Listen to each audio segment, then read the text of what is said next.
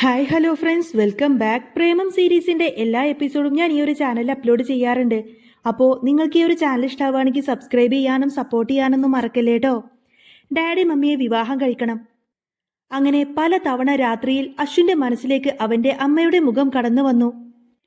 അവൾ കൂടെ ഉണ്ടായിരുന്നെങ്കിൽ എന്ന് അവൻ തീവ്രമായിട്ട് ആഗ്രഹിച്ചു. കരഞ്ഞു ക്ഷീണിച്ച് ആ രാത്രിയിൽ അവൻ എപ്പോഴോ ആണ് ഉറങ്ങിയത്. പതിവ് പോലെ സിദ്ധാർത്ഥ് നേരത്തെ തന്നെ എഴുന്നേറ്റു. താഴേക്കിറങ്ങി നേരെ ലിവിംഗ് റൂമിലേക്ക് വന്നു. മല്ലികാമ്മ അവിടെ എന്തോ ജോലി ചെയ്യുന്നുണ്ട്. പക്ഷേ അവരുടെ മുഖത്ത് നല്ല സങ്കടമുണ്ടായിരുന്നു. എന്താ പറ്റി മല്ലികാമ്മേ? സിദ്ധാർത്ഥ് ആശങ്കയോട് അവരെ നോക്കി ചോദിച്ചു. ചിന്തകളിൽ നിന്നും ഉണർന്ന പോലെ അവർ പെട്ടെന്നൊന്ന് ഞെട്ടി മുഖമുയർത്തി. ഏയ് ഒന്നുമില്ല, ഞാൻ എന്തോ ചിന്തിച്ചിരുന്നു. അവർ സിദ്ധാർത്ഥിൽ നിന്നും ഒഴിഞ്ഞുകൊണ്ട് പറഞ്ഞു. സിദ്ധാർത്ഥിന് പക്ഷേ വിശ്വാസമായില്ല. എന്നോട് കള്ളം പറയല്ലേ മല്ലികാമേ, അവൻ അല്പം ദേഷ്യത്തിൽ പറഞ്ഞു. മല്ലികാമയുടെ മുഖം കുനിഞ്ഞു.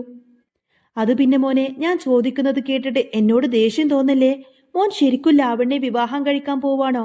അപ്പോ നീലിമ മോളോ? ആ കുട്ടിയെ കണ്ടെത്തണ്ടേ? ഞാൻ ഇവിടുത്തെ വെറും ഒരു വേലക്കാരിയാണ്. എനിക്കിതൊന്നും അന്വേഷിക്കാനുള്ള അവകാശമില്ലെന്നറിയാം. പക്ഷേ കൺമുന്നിൽ ഇങ്ങനെയൊക്കെ നടക്കുന്നത് കാണുമ്പോൾ സഹിക്കാൻ കഴിയുന്നില്ല. അച്ചൂട്ടനാണെങ്കിൽ ഇന്നലെ മുഴുവൻ കരച്ചിലായിരുന്നു. അവന്റെ സ്വരത്തിൽ വേദന നിഴലിച്ചു. ചിലപ്പോൾ മോൻ അവന്റെ അമ്മയെ മിസ് ചെയ്യുന്നുണ്ടാവും. എത്ര ദിവസമായി ആ കുട്ടി നീലിമ മോളെ ഒന്ന് കണ്ടിട്ട്? കൊച്ചു കുട്ടിയല്ലേ. ഇത്ര നാളൊന്നും അമ്മയെ കാണാതെ നിൽക്കാൻ ഈ പ്രായത്തിലുള്ള കുട്ടികൾക്ക് പറ്റില്ല. മല്ലികാമ്മ പിന്നെയും പറഞ്ഞു. നീലിമയുടെ പേര് കേൾക്കുമ്പോൾ സിദ്ധാർത്ഥിന്റെ ഹൃദയം വേദനിച്ചു. അവളുടെ സുരക്ഷിതത്വം കരുതി മാത്രമാണ് ലാവണ്യെ വിവാഹം കഴിക്കാൻ സിദ്ധാർത്ഥ് സമ്മതിച്ചത്. പക്ഷേ ആ കാര്യം മല്ലികാമ്മയോട് പറയാൻ അവൻ ആഗ്രഹിച്ചില്ല. സിദ്ധാർത്ഥിന്റെ നിശബ്ദത കണ്ട് അവർ അവിടെ നിന്നും കിച്ചണിലേക്ക് പോയി. പിന്നെ രാവിലത്തെ ഭക്ഷണമുണ്ടാക്കാൻ തുടങ്ങി. പ്രത്യേകിച്ച് അശ്വിന്റെ ഇഷ്ടപ്രകാരമുള്ള ഭക്ഷണമാണ് മല്ലികാമ്മ തയ്യാറാക്കിയത്. അതിനുശേഷം അശ്വിനെ വിളിക്കാൻ വേണ്ടി അവർ കിച്ചണിൽ നിന്നും പുറത്തേക്ക് ഇറങ്ങി. സിദ്ധാർത്ഥ് ലിവിംഗ് റൂമിൽ തന്നെ ഇരിക്കുന്നുണ്ടായിരുന്നു. മല്ലികാമ്മേ, അച്ചുവിനെ വിളിക്കണ്ട. അവൻ നന്നായി ഉറങ്ങിക്കോട്ടെ എന്നല്ലേ പറഞ്ഞത്? അതുകൊണ്ട് ഇപ്പൊ ഉറങ്ങിക്കോട്ടെ. ഭക്ഷണം തണുക്കുകയാണെങ്കിൽ എഴുന്നേറ്റ് വരുമ്പോൾ ചൂടാക്കി കൊടുത്താൽ മതി. ഞാൻ ഏതായാലും ഇന്ന് ഓഫീസിലൊന്നും പോകുന്നില്ല. ഇവിടെ ഇരുന്ന് തന്നെയാണ് വർക്ക് ചെയ്യുന്നത്. സിദ്ധാർത്ഥ് മല്ലികാമ്മയെ നോക്കി പറഞ്ഞു. പിന്നെ അവിടെ നിന്നും എഴുന്നേറ്റു. മല്ലികാമ്മക്ക് അശ്വിനെ ഓർത്ത് നല്ല വിഷമം തോന്നി. കുറച്ചു നാൾ മുൻപേ ഇത് നല്ലൊരു സന്തുഷ്ട കുടുംബം തന്നെയായിരുന്നു. പക്ഷേ ഇപ്പോ ആരുടെ മുഖത്ത് നോക്കിയാലും വിഷാദം മാത്രം. വീട് പൂർണ്ണമായിട്ടും ഉറങ്ങിക്കിടക്കുന്നു. അവരൊരു നെടുവീർപ്പോടെ നിശ്വസിച്ചു. പിന്നെ കിച്ചണിലേക്ക് തന്നെ തിരികെ പോയി. സിദ്ധാർത്ഥിന്റെ മനസ്സ് നിറയെ കുറ്റബോധം മാത്രമായിരുന്നു.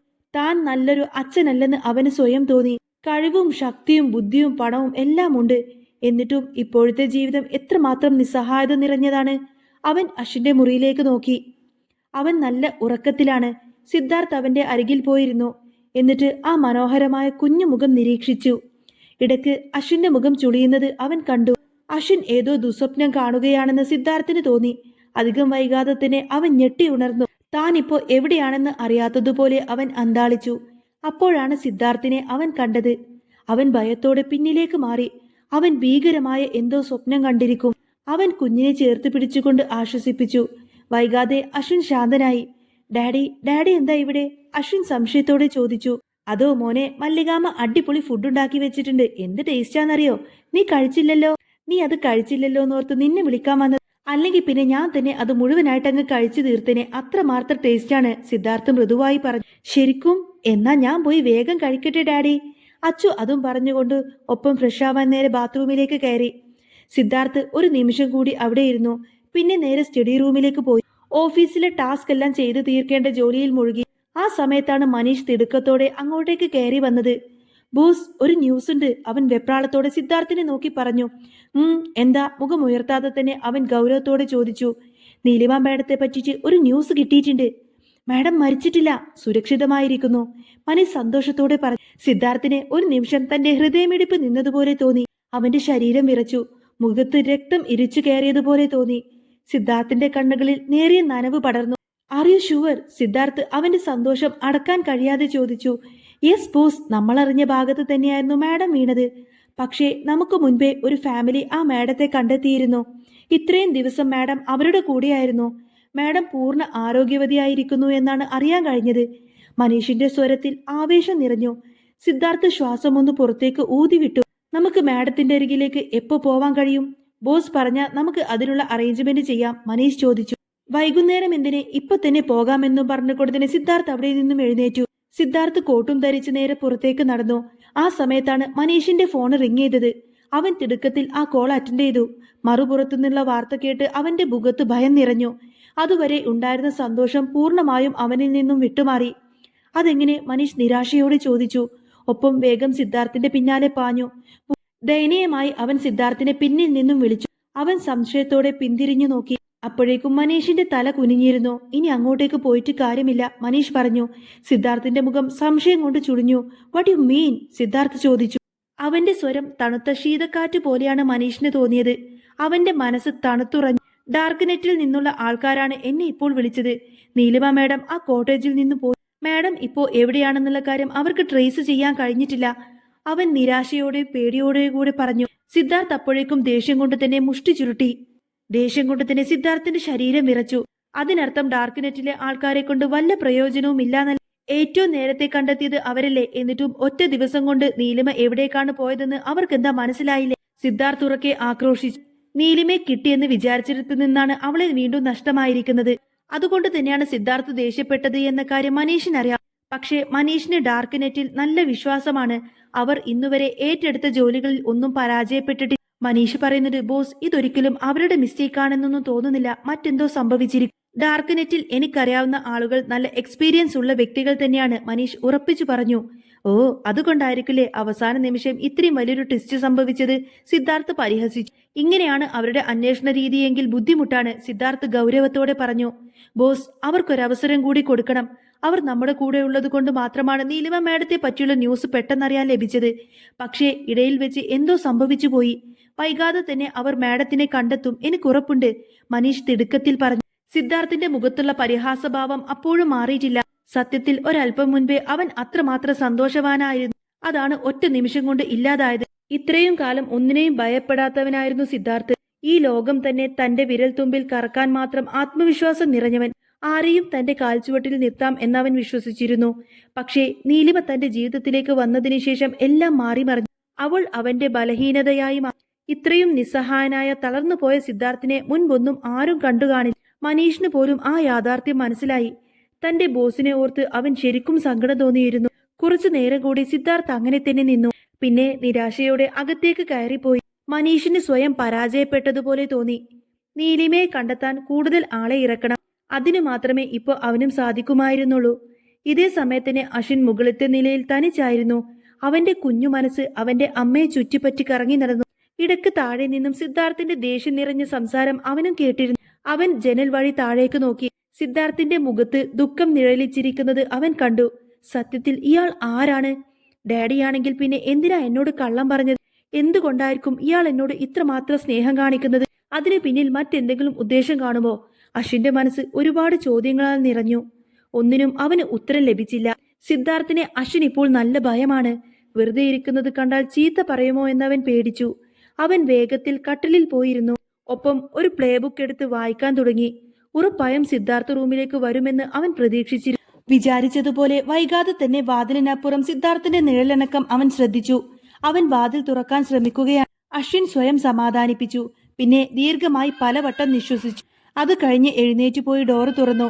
ഡാഡി, ഞാൻ ഇവിടെയുണ്ട്, അവൻ മൃദുവായ സ്വരത്തിൽ പറഞ്ഞു. ഒപ്പം എക്സ്ട്രാ ക്യൂട്ട്നെസ് വാരി വിതറിക്കൊണ്ട് തന്നെ അഭിനയിച്ചു. അവനിലെ മാറ്റം സിദ്ധാർത്ഥ് എളുപ്പം തന്നെ മനസ്സിലാക്കിയിരുന്നു. അവന് ചുറ്റും നോക്കിക്കൊണ്ട് റൂമിലേക്ക് നടന്നു. എല്ലായിടത്തും നല്ല വൃത്തിയിൽ കിടക്കുന്നുണ്ട്. ആ മോൻ റൂമൊക്കെ നല്ല ക്ലീൻ ആക്കി വെച്ചിട്ടുണ്ടല്ലോ. നല്ല കുട്ടി, എപ്പോഴും ഇങ്ങനെ വേണം. മോൻ ഇതിന് പകരമായിട്ട് എന്ത് ഗിഫ്റ്റ് വേണം പറഞ്ഞോ? സിദ്ധാർത്ഥ് സൗമ്യമായി പറഞ്ഞു. ആ സമയത്തിന് അശ്വിന് വലിയ സന്തോഷമൊന്നും തന്നെ തോന്നിയില്ല. എനിക്ക് ഗിഫ്റ്റ് ഒന്നും വേണ്ട, അവൻ പെട്ടെന്ന് തന്നെ മറുപടി നൽകി. സിദ്ധാർത്ഥ് അവനെ സൂക്ഷിച്ചു നോക്കി. അവന്റെ പെരുമാറ്റത്തിൽ നല്ല വ്യത്യാസം കണ്ടു. അവന്റെ മുഖഭാവം നീലിമയെ ഓർമ്മിപ്പിക്കുന്നുണ്ടായിരുന്നു. കള്ളം പറയുമ്പോൾ എപ്പോഴും നീലിമ അവിടെയും ഇവിടെയും നോക്കിയാണ് സംസാരിക്കാറുള്ളത്. അതുപോലെ തന്നെയാണ് അശ്വിനും ഇപ്പോൾ പെരുമാറുന്നതെന്ന് അവന് തോന്നി. സിദ്ധാർത്ഥ കൊച്ചുകുട്ടിയുടെ കയ്യിൽ പിടിച്ച് അവന്റെ അരികിലേക്ക് വലിച്ചു. അച്ചു, മോൻ എന്തെങ്കിലും പ്രശ്നമുണ്ടോ? ഡാഡിയോട് പറ, സിദ്ധാർത്ഥ് പരുങ്ങലോടെ ചോദിച്ചു. ഏയ്, എനിക്കൊരു പ്രശ്നമില്ല ഡാഡി, അവൻ തിടുക്കത്തിൽ പറഞ്ഞു. സിദ്ധാർത്ഥ് ഒരു നിമിഷം നിശബ്ദനായിരുന്നു. പിന്നെ അച്ചുവിനെ നോക്കിയിട്ട് വാത്സല്യത്തോടെ തലോടി. മോന് കുറെ ദിവസമായി ഇവിടെ ബോറടിച്ചിരിക്കല്ലേ, അതുകൊണ്ട് ഡാഡി മോനൊരു ടീച്ചറെ അറേഞ്ച് ചെയ്തിട്ടുണ്ട് കേട്ടോ, സിദ്ധാർത്ഥ് പറഞ്ഞു. യഥാർത്ഥത്തിൽ അവനെ സ്കൂളിൽ ചേർക്കാൻ സിദ്ധാർത്ഥിന് ആഗ്രഹമുണ്ടായിരുന്നു. പക്ഷേ ഇതുവരെ നീലിമയെ കണ്ടെത്താത്ത സാഹചര്യത്തിൽ മകനെ പുറത്തേക്ക് വിടാൻ അവൻ ആഗ്രഹിച്ചിരുന്നില്ല. അവനൊന്നും മിണ്ടാതിരിക്കുന്നത് കണ്ട് അച്ചു ഡാഡിക്ക് തിരക്കായതുകൊണ്ടല്ലേ മോനോടൊപ്പം എപ്പോഴും ടൈം സ്പെൻഡ് ചെയ്യാൻ ഡാഡിക്ക് പറ്റില്ല. അതുകൊണ്ടാണ് അച്ചുവിന് ടീച്ചറെ ഡാഡി കണ്ടെത്തിയത്. ഒഴിവ് സമയം കിട്ടുമ്പോഴൊക്കെ ഡാഡി മോന്റെ അടുത്ത് വന്നിരിക്കാൻ കേട്ടോ. സിദ്ധാർത്ഥ അശ്വിനെ കവിളിൽ തട്ടിപ്പറഞ്ഞു. അവൻ അത് സന്തോഷമാകുമെന്നാണ് സിദ്ധാർത്ഥ് കരുതിയത്. പക്ഷേ അവന്റെ അടുത്ത് നിന്ന് ഒരു പ്രതികരണവും ഉണ്ടായില്ല. സത്യം പറ അച്ചു, മോൻ എന്തെങ്കിലും പ്രശ്നമുണ്ടോ? സിദ്ധാർത്ഥ അവനെ നിർവികാരമായി മുഖത്തു നോക്കി ചോദിച്ചു. ഏയ്, എനിക്കൊരു കുഴപ്പമില്ല ഡാഡി. ഞാൻ ഡാഡി പറയുന്നത് എന്തും കേൾക്കും, അശ്വിൻ പറഞ്ഞു. അവന്റെ ഒഴിഞ്ഞുമാറ്റം കണ്ട് സിദ്ധാർത്ഥിന് വിഷമം തോന്നി. പലവട്ടം സിദ്ധാർത്ഥ് അവന്റെ മനസ്സറിയാൻ ശ്രമിച്ചു. പക്ഷേ അശ്വിൻ ഒട്ടും തന്നെ സഹകരിച്ചില്ല. ഒടുക്കം സിദ്ധാർത്ഥ് അല്പം ഗൗരവത്തോടു കൂടി തന്നെ അശ്വിനോട് സംസാരിച്ചു. അച്ചു അത് കണ്ട് ഭയന്ന് കരഞ്ഞു. സിദ്ധാർത്ഥിന് അത് കണ്ടപ്പോൾ കുറ്റബോധം തോന്നി. അവൻ അച്ചുവിനെ ഉടനെ ഓടിപ്പോയി കെട്ടിപ്പിടിച്ചുകൊണ്ട് പറഞ്ഞത്, അച്ചു സോ പെട്ടെന്ന് സങ്കടം കൊണ്ട് പറഞ്ഞു പോയതാണ്. വിഷമിക്കാതെ മോനെ, ഡാഡിക്ക് കുറെ പ്രശ്നങ്ങളുണ്ടല്ലോ. ഞാൻ പെട്ടെന്ന് അതിനെപ്പറ്റി ചിന്തിച്ചില്ല. ഇനി ഡാഡി മോനോടൊന്നും ചോദിക്കില്ല കേട്ടോ. പക്ഷേ എന്തുണ്ടെങ്കിലും അച്ചു എന്നോട് പറയണം. സിദ്ധാർത്ഥിന്റെ സ്വരം ആർദ്രമായി. സിദ്ധാർത്ഥിന്റെ മനസ്സിന് വല്ലാത്ത ഭാരം തോന്നി. എപ്പോഴെങ്കിലും താൻ എല്ലാം തുറന്നു പറയണമെന്ന് അശ്വിന് തോന്നുമ്പോൾ അവൻ തന്നെ അടുത്തേക്ക് വരട്ടെ എന്ന് ചിന്തിച്ചുകൊണ്ട് സിദ്ധാർത്ഥ് എഴുന്നേറ്റു. അപ്രതീക്ഷിതമായി പെട്ടെന്ന് തന്നെ അശ്വിൻ സിദ്ധാർത്ഥിന്റെ സ്ലീവിൽ പിടിച്ചു വലിച്ചിരുന്നു. എന്താ അച്ചു? സിദ്ധാർത്ഥ് ഒരല്പം അമ്പരപ്പോടെ ചോദിച്ചു. ഡാഡിയോട് എനിക്കൊരു കാര്യം ചോദിക്കാനുണ്ട്. പക്ഷേ കള്ളം പറയില്ലെന്ന് എനിക്ക് പ്രോമിസ് തരണം.